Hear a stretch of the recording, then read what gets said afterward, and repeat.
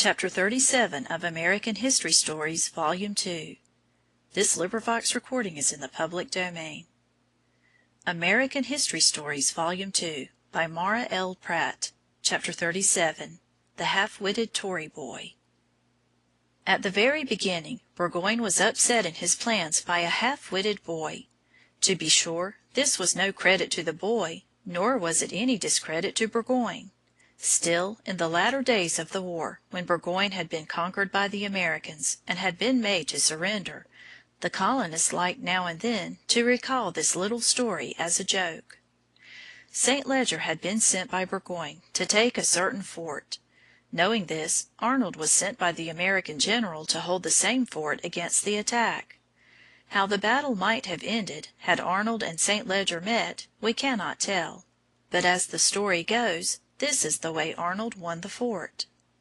He had with him a prisoner of a half-witted boy.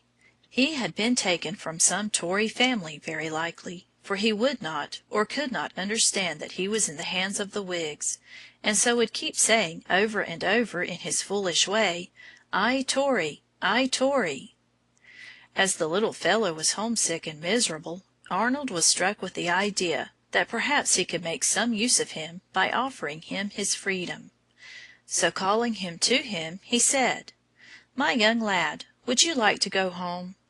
The poor little fellow jumped about and uttered some strange sounds that meant to express his joy at the thought. Then Arnold explained to him that if he would go to the camp of St. Leger and tell him that a great, big army of Americans was coming to attack him, he should be given his liberty.